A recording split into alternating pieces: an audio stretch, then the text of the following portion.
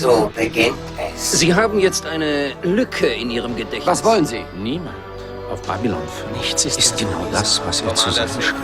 Wieso eliminieren Sie nicht gleich den ganzen Planeten der Nahen, wo Sie schon mal dabei Ich sehe eine große Hand, die nach den Sternen greift. Wer bist Präsident du? Clark hat heute per Dekret das Kriegsrecht Durch erlassen. diese Befehle wurden wir gezwungen, uns für unabhängig zu erklären. Waffen, Versorgungsmaterial. Wir müssen endlich mal was unternehmen. Du bist der eine, der gewesen ist. Sie können nach Saadum fliegen, aber sie werden sterben. Muss ich mir vorstellen, Etwas, für das es sich lohnt zu leben.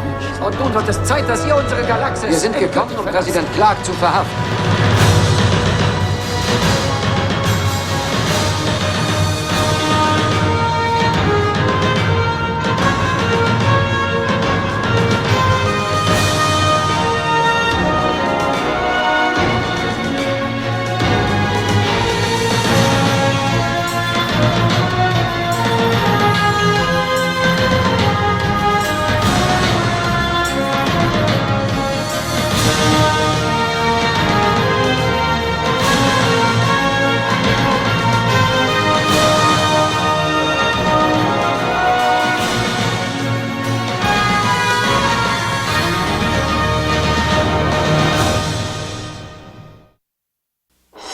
And so it begins. There is a hole in your mind. What do you want? No one here is exactly what he appears. Nothing's the same anymore. Commander Sinclair is being reassigned. Why don't you eliminate the entire non-homo I see great hand reaching out of the sky. Who are you? President Clark has signed a decree today declaring These martial orders law. have forced us to declare independence. I saw people get off their encounter-suited butts and do something. You are the one who will to Zahadu who will die. Why are you here? Do you have anything worth living for? Think of my beautiful city. Giants in the playground. Get the hell out of our galaxy! We are here to place President Clark under arrest.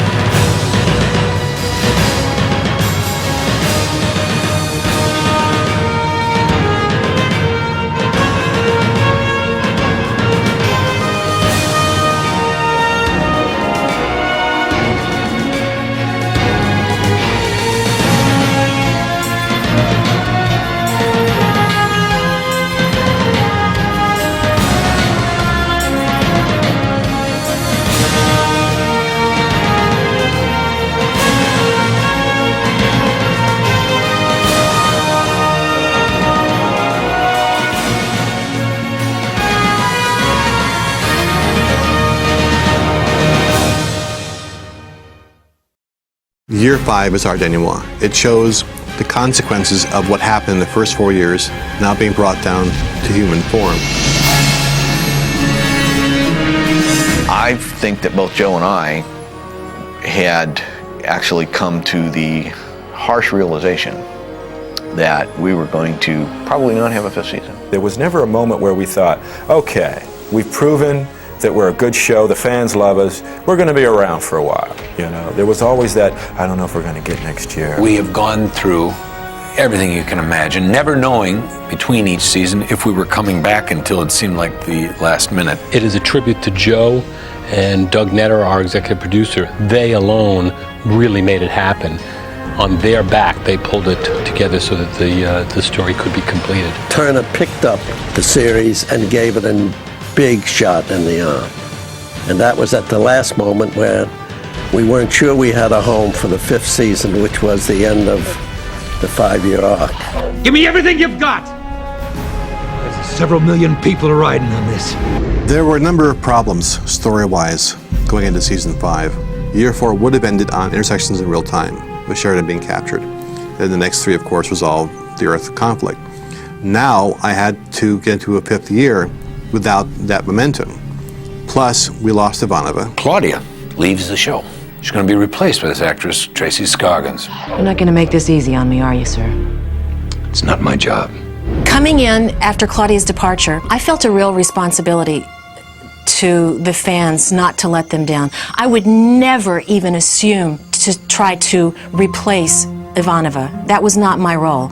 My role was to create a new character, so that's where my concentration went. I was the only one that totally understood where she was coming from. I said, it's going to be rough at first, then they're going to get to know you, then they're going to get to like you. Don't worry about it.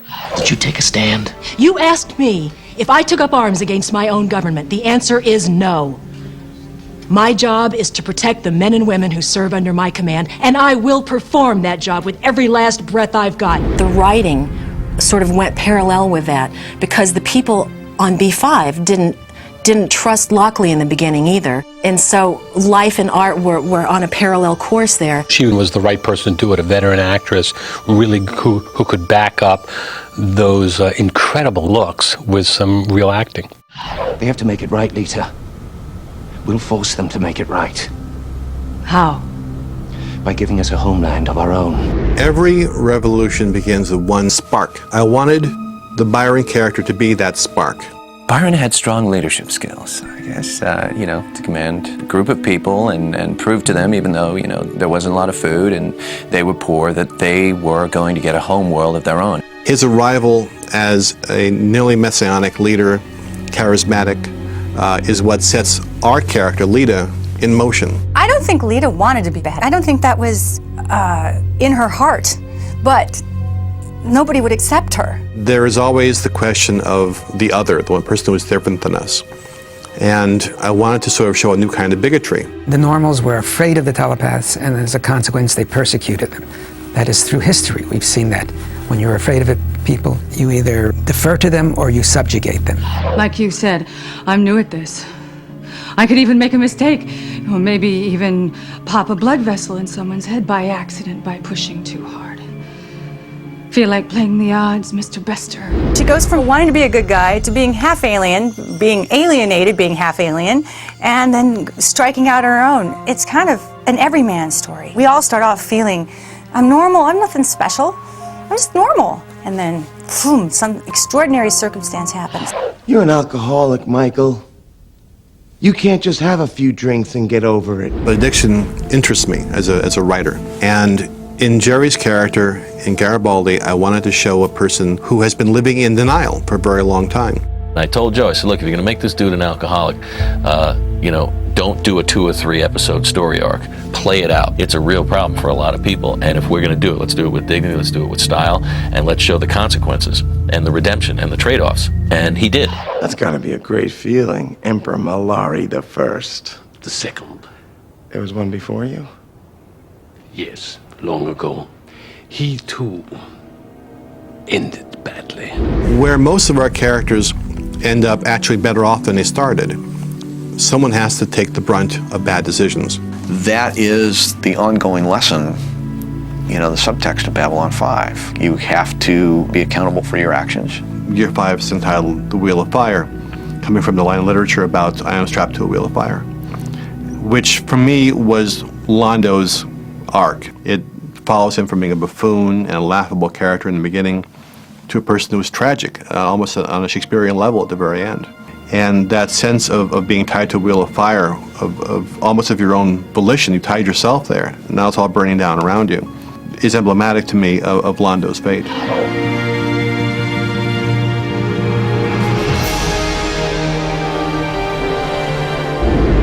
People saw it and were moved by it, and that it was important, and they cared what happened to these people. And now I see that actually made a difference.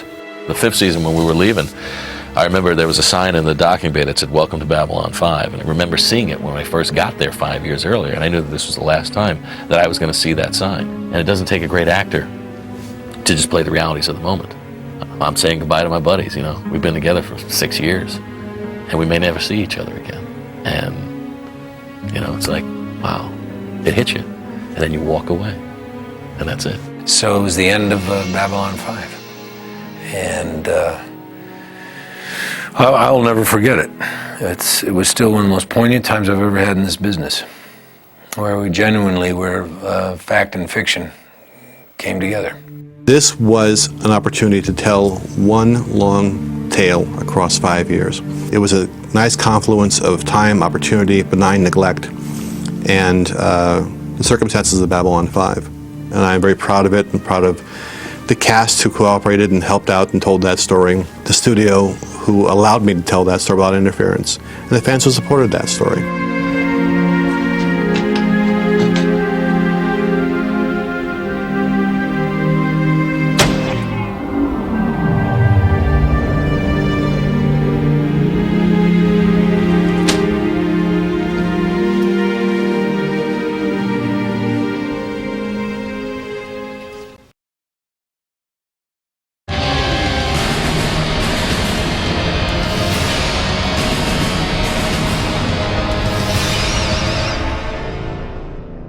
standard process for designing any alien characters in the show would, of course, start with reading the script. We'd break down the script and come up with a list of characters that would be in that episode.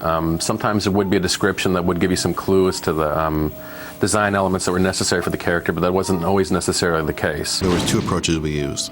For the main characters, Kosh, Jakar, Delenn, others, I sat down and worked out not just who the character was, but what the world was like. And that informed their wardrobe as well, and also informed their culture. On guest characters, I often left it more vague, let John go off and play. They would do, gosh, dozen quick sketches and come back and would say, yeah, this guy, this part feels okay, this, can you take those and put them together? I think we always try to be sensitive to how the character fits into the context of the story. Obviously, if it's meant to be some threatening alien presence, it should probably be kind of toothy and mean and crazy looking. And if it's benevolent, you might want something that's a little bit more, not nicer looking and maybe more humanoid. That's generally the way you would go. Though oddly enough, dealing with Joe, who I think likes to sometimes present things in a way that you don't expect, you couldn't necessarily rely on that, because he might throw you a curveball and want a character that was meant to be nice and benevolent, maybe look evil up front, just so he could play off some twist in the character's story arc. So you had to really stay on your toes, especially with this, with a screenwriter like Joe, who tends to be very imaginative. You also have to bear in mind too that what you're looking at has to act with someone, and if it has tentacles and funny eyes, it may look good as a drawing, but how does it work as a character? There are many times John would have a great idea that I would look at and say, our guy has to talk to this and have a conversation with it, and I'm not sure that's going to work. We'd go in and maybe have a little mini discussion with Joe about where he thought the kind of textures and qualities and emotional elements that he would want in the character, and then we'd go back to the drawing board and start again. And generally within 2-3 passes, we'd nail it down to something that was fairly close to the final product. The gang at Optic Nerve were great. They were always there. They were always attentive to the needs of the actors, whether it was one of our main cast, or if it was somebody that was a day player or a guest cast, or even one of our background extras about the makeup. At a guess, I would say we probably developed about 40 different species along the way, 10 primary and 30 secondary. The Norns are willing to go into great danger, risk sacrificing themselves for you, knowing that in turn, we serve ourselves. If the symmetry were any more perfect, I should think one of us would break into tears. The Narns we actually inherited from the pilot. I know one of my reactions was I felt that the spot patterns are a little bit too definite. They're like polka dots, and I kind of prefer this more kind of amphibian, like squiggly patterns. And if you look in the show, you do see Narns that tend to have different types of spots, which we chalked up to just ethnic variety within that singular race. And I feel like we really succeeded with the Narns in refining it and creating a design that's extremely elaborate, and yet still an actor's be able to kind of emote through. I don't think you have any interest in restoring the glory of the Centauri Republic. I think you are using us as agents of chaos.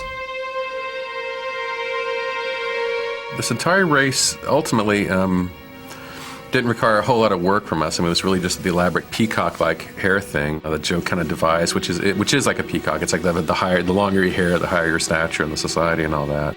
Londo actually does wear a prosthetic forehead because we actually increased the depth of his forehead. And then as it went on, he did age, and we added some old age pieces and did augment the forehead to look more angry and mean as the character developed in that direction.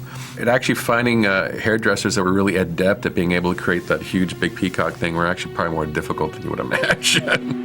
But other than that, I think really our major contribution to the Centauris would have been the women that are bald-headed, because there really wasn't that many actresses willing to come in and shave their head for the role.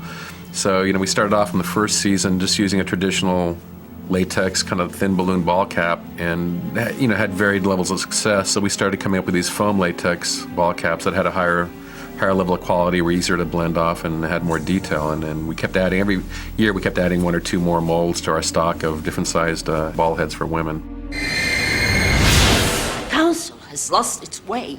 If it will not lead, if we have abandoned our covenant with Valen, the Council should be broken.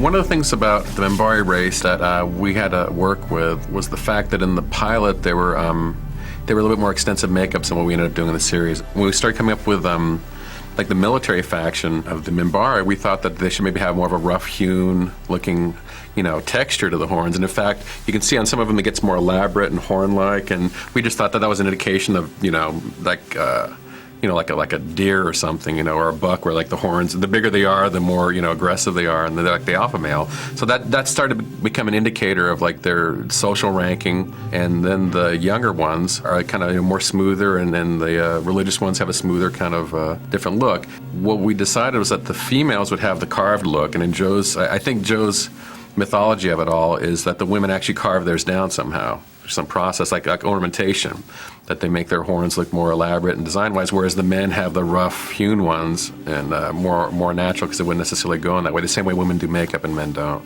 So that became kind of this demarcation point. You said you wanted to teach me to fight legends? Well, you're a legend too, and I am not going away until you agree. Incorrect.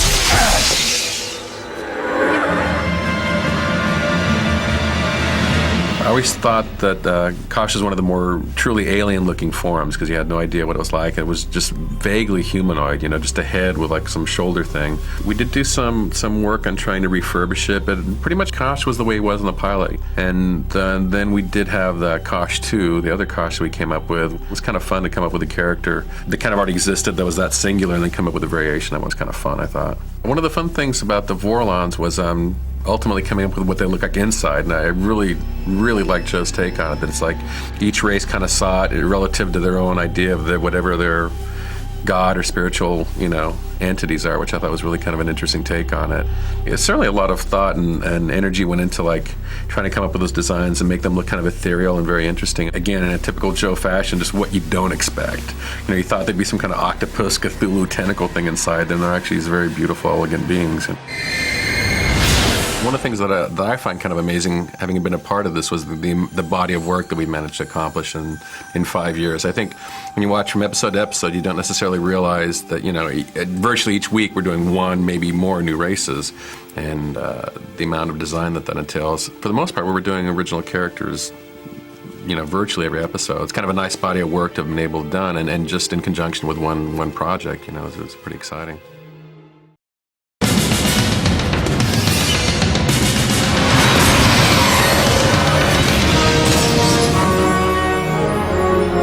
We were really pioneering a lot of the use of CGI in television for the first time. And the only way that we felt that we could do the visual effects at the budget that we had to make Babylon 5 at was to change from the conventional use of models and miniatures to the quickly developing computer graphic effects. We could deliver visual effects that were on a par with the best that was on television, and perhaps things that had never been seen on television before.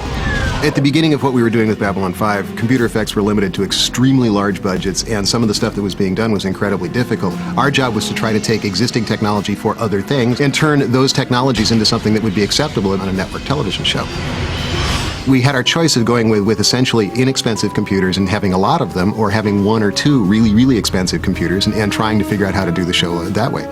Because we had so many shots every week, we averaged 90 shots a week, which is unheard of in television in 1993. Before computer graphics, you designed shots that the limitations of a motion control rig could handle. By making the choice to make Babylon 5 computer graphic, it meant that we could do anything we wanted with those models. We could spin them, we could tumble them, we could have the camera fly around them, and it made the style of the show distinctly different from anything that came before it, because we were free to move the ships and the camera anywhere we wanted. You could go from 20 miles out, zoom in through a window, and end up on a character's face in one continuous push-in, which you could never do in models. The process that we used in Babylon 5 was a very, very collaborative process. In writing the scripts, I always tried to visualize it on the page wherever I possibly could, because the CGI guys would need guidance. Every once in a while I would say, give me your best shot here, and leave it to the guys in CG to work it out. He really gave us free rein within the action that he prescribed in the script and within the descriptions that he put in the script to do what we wanted. There are 3 stages that every special effects shot goes through, and one is the visualization stage, where you're actually trying to figure out what it is you're trying to say and plot the course of where the objects are going to go within the course of the scene. The second phase is actually doing it, which is the animation stage, and putting things together and looking at it and making sure that it fits. And then the third stage is rendering. The challenge for us was trying to get the most bang for our buck. So you would figure out ways to recycle, like, well, I blew up the ship 3 episodes ago. I'll load that same scene file, but I'll pick a different angle. And this time, since I've already got that groundwork done, I can then add more effects on top of it. In CG, you end up with perfection because it's very digital and very, very square, and you can really tell that it's not real or organic in any sense. That is the challenge of doing it in a computer, is trying to make it look more real. There are a number of places in Babylon 5 where we have virtual sets that were digital matte paintings that we could actually move around in and had 3D elements that were animatable. So those kinds of things were tools that we could use to make the place bigger. In Babylon 5, we were occasionally budgetarily challenged, so we had to do things where we tried to do more with less. We didn't have the stage space, we didn't have the number of extras that we could get to bring an entire army into Babylon 5 for Gropos, so we had to create that gate. And creating that gate meant that we have to try to figure out how to do, with X feet of stage space, how to do it so that it was a multiple angle gate. We did each piece of film separately. We didn't really know if it was going to work, so we put it into the storyboards to begin with to make sure that it would work. 6 elements of film combined to make one really, really interesting shot that we wouldn't have got any other way. Pretty early on, we started to do creatures, organic creatures. We had to animate shadows, we had to animate various characters that were digitally integrated into the worlds. And that was always a challenge, specifically because everyone has to have pretty much the same vision. And we would go through a couple iterations trying to get it right. It was a really great feeling, though, when you got it just right. But the reality is that kind of stuff is always difficult. And, those episodes would take longer than the space battle episodes. You're pushing more polygons, more shading, more everything in just the average video game now than we were capable of, even in several seconds or, a minute or so of rendering at the time. We were there at sort of the beginning of the desktop 3D revolution. I started my visual effects career in the days of optical printers, downshooters for animation, and I think a lot of us on Babylon 5 did. And now our careers are going forwards in the days when we barely touch cameras anymore. It's all computer graphics and screens. And the really cool and exciting thing about being on Babylon 5 was to be a part of that transition from one to the other. Sure, we did all of this stuff with computers. We were the first to do it, and that's all great. But it supported the storytelling. It allowed us to heighten the drama in ways that if we were doing it with models and miniatures, we would not be able to art direct those kinds of moments, to make a dramatic punctuation to something that was going on. Probably the single area where CGI benefited us the most was in terms of making space colorful, using realistic backgrounds, and in terms of the battles we could do. It allowed us to show the proper physics and dynamics of ships in motion, to comp in environments that you couldn't possibly hope to make in reality, virtual sets, virtual environments. It really was a liberating factor for us. If we could write on the page, they can make it happen on the stage.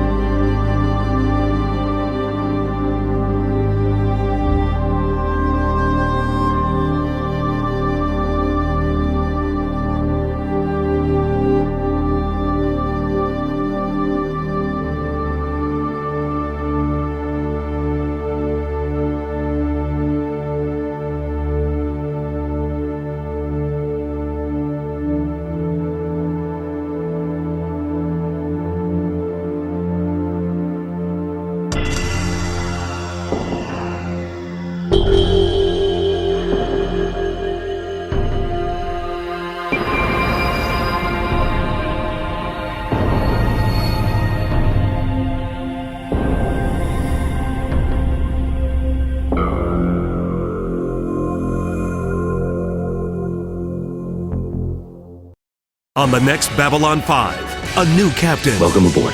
Good, I want to jump right in. A new president. I'm determined that nothing's going to go wrong with Sheridan's inauguration. A new problem. Somebody wanted him to be found here. Question is why? I'm here to make sure you pay the price for your actions. He knows our system inside and out. He's smart, he's deadly, and he's after you. I can't go along with postponing the ceremony. Will Sheridan's first day in office also be his last? On the next Babylon 5. On the next Babylon 5. Londo! Medicine alone won't save malaria. You're dying, Londo. I know. Your heart can no longer bear the weight of your conscience. Now, he must confront his cruel past or die. You do this to me, don't you die on me, you hear me? Now, Molari, we end this. There must be something I can do. Goodbye, Londo. Don't leave me here. Wait, no. On the next Babylon 5. On the next Babylon 5. Requesting emergency docking. Medical assistance needed. Lita's mind scan reveals a ranger's dying message. You must save us. We have no other hope. Don't let him die because I failed. Sheridan responds with help for the endangered planet. They have asked for membership in the Alliance and for protection. And the fragile new alliance is put to the test. We are standing on the proverbial slippery slope. On the next Babylon 5. On the next Babylon 5. Here they come. Launch defensive wing number 1. Unknown attackers bombard the station's weakened defenses. We read 3 scout vessels ahead of the main assault group. Well, we can't let any of them get back to the main group. But whose idea was it to send the White Stars away at a time like this? They're still returning from guarding the Enfili homeworld. Looks like we're gonna have some guests. And serious guano here, Lieutenant. This isn't going well, Delenn. What if the station falls? On the next Babylon 5. On the next Babylon 5. Do it. Troubles brewing below decks. I want everyone to know there's a new power in town, because from now on, Babylon 5 belongs to me. This is the 3rd murder in 2 weeks. A young ranger tries to stop it. You wanted to make a statement to the authorities? Might as well make one with him as anyone else. How badly is he hurt? Bad. If he were human, he'd be dead right now. Moradom. On the next Babylon 5. On the next Babylon 5. Bloodhound units. Yes, he's here. Bester and Psychor go after the renegade telepaths. We're taking them back with us. I gave them my word. Well, that may not be enough. Find a way to make it enough. And Londo's heading home when an accident blocks station traffic. Centauri liner to Babylon Control. We have a schedule to keep. Understood. Ambassador Malloy will just have to catch the next liner. Now the fun really starts. On the next Babylon 5. On Babylon 5, Dr. Franklin's biogenetic research yields startling results. But whatever you give me will be considered privileged information. He is asking us to risk our lives on his prompt. But what if he finds out? They're hiding something. Do as I tell you, or die. You must have known I'd stumble onto this. And the telepaths discover another disturbing secret. I can feel them. We'll force them to make it right. We'll make sure they have no other choice. On the next Babylon 5. On Babylon 5, surprises. This is truly a day of wonders. And ghostly encounters abound during Day of the Dead. What's happening? I thought you were dead. Hello, Londo. I came back. Bester, another one of his dirty little tricks, right? Are you a ghost? We seem to be missing a piece of the station. The other side of that corridor is over 200 million light years away. Penn and Teller guest star. On the next Babylon 5. On an all-new Babylon 5, Alliance shipping lanes are under siege. Ships were destroyed with the cargo still on board? No survivors, no witnesses, and no evidence. We have to find out who is responsible for this. The telepaths offer assistance. My information could calm them down. But when they address the council, they drop a bombshell of their own. What you are asking for will be given. And things go from bad to worse. On the next Babylon 5. On an all-new Babylon 5, while President Sheridan struggles to hold the alliance together. If we start fighting each other, there won't be enough pieces left to work it out. Captain Lockley puts herself in the middle of the telepath standoff. If you care about your people, you have to come out now. We're not leaving. But when Bester and Psychor arrive to help, Told you they were trouble. things turn violent. They're killing in my name. I have to stop it. On the next Babylon 5. On an all-new Babylon 5. This will be over by morning. Bester's troops strike hard. Fall back, consolidate our forces, buy a little insurance. And desperate telepaths take desperate measures. I'd hoped for some valuable hostages, but I never thought we'd come up aces. But when Sheridan won't deal, Surrender, or we will use lethal force to bring you down. will Garibaldi pay the price? On the next Babylon 5. On an all-new Babylon 5, deadly attacks on Alliance ships continue, and everyone wants answers. We need a witness. Something. Badly. We are under attack. We are under attack. Finally, a break. We got a survivor. Can we find him and get him to testify about what he saw? Garibaldi draws the mission in a crowd. Will he succeed? They're after me. Who? Everybody. On the next Babylon 5. On an all-new Babylon 5, Bester's training some new psychops. Your job is to track down rogue telepaths. If they can fry your synapses, they will. When a murder in the ranks rocks the core. This is an internal psychor problem. That means we deal with it within the family. He's mine. They track the killer to Babylon 5. But what will it take to stop him? Murder from the inside out. On the next Babylon 5. On an all-new Babylon 5, the Drazi ambassador confronts Sheridan. We have reason to believe that you know who is behind these attacks. We can't release any information until we have some conclusive answers. And Delenn has a secret plan to help. I need you. If anyone could get the evidence we need, it's you. Now Lanier's patrolling the Centauri border, but he soon finds himself stranded in space. Unless they get back here soon, we're dead. On the next Babylon 5. On an all-new Babylon 5, Lanier may be onto something. We've intercepted coded Centauri signals. They may be instructions for the attacks. We need proof, Lanier. Has Sheridan found out about my mission yet? No. But when he does, We've been recalled immediately. Who gave the order? President Sheridan. Lanier strikes out on his own. Lanier is missing. He could be anywhere. Will he get the evidence? I only hope I'm right. Will he survive? On the next Babylon 5.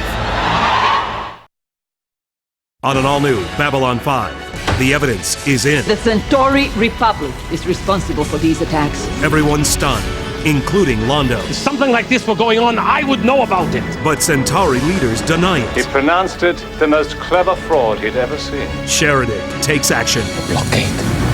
We are withdrawing from the Alliance. You cannot just walk away from this one. Any attack will be considered an act of war. On the next Babylon 5. On an all-new Babylon 5. Here we go again. The war rages out of control. The Centauri split strategy baffles everyone. It's like having a defensive and offensive special team in football. Has there been any exchange between the two sides? Little or none. Nothing adds up until Franklin makes a frightening discovery. Oh. Now we know why. Of course. Give me everything you've got. Several million people are riding on this. On the next Babylon 5. On an all-new Babylon 5, it's payback time. The Narn and Drazi fleets have begun their assault on the Centauri homeworld. Ships that normally guard Centauri Prime have moved elsewhere. Our people are dying by the thousands. Tens of thousands. Londo learns who started it all. The attack on the Alliance shipping lanes were not authorized by the Centauri. But it may be too late for everyone, including Delenn. On the next Babylon 5. On an all-new Babylon 5. First Londo, then Garibaldi. You're drunk. If you're gonna fire me, please just do it. Now this. Am I under arrest? What's the charge? Aiding and abetting terrorist activities back home. You cannot stop someone who's been touched by Vorlons. Let them go or I'll blow the back of your skull off. She is extremely powerful, very dangerous. What the Vorlons do to you, leader? On the next Babylon 5. On an all-new Babylon 5, it's a time of transition. You have to leave because everybody wants you. And I have to leave because nobody wants me. Stephen tells me you're leaving too. A time of turmoil. Go home. Don't turn your back on me, Jakar. In the next couple of days, someone's going to try to kill you. Both of you. A time that could turn tragic. On the next Babylon 5. On an all-new Babylon 5. New headquarters for the Alliance are just about finished. We can go anytime. Sheridan and Delenn find it hard to leave for Minbar. We will pass this way again. Let's take one last look at the place. Now, there's trouble en route. We've got a coolant leak in the weapons system. Come on, fella, let's get you out of here. Lanier! Yes, Lanier! Lanier! On the next Babylon 5. On a special Babylon 5. It was 20 years ago that I died on Zahadum. His life force must be replenished. I give of myself to replenish him. I'm almost out of time, Delenn. In his final days, Sheridan summons his old crew. It'll be quite a party. Well, that's exactly what I want. A celebration. Two absent friends, memory still bright. On the series finale of Babylon 5.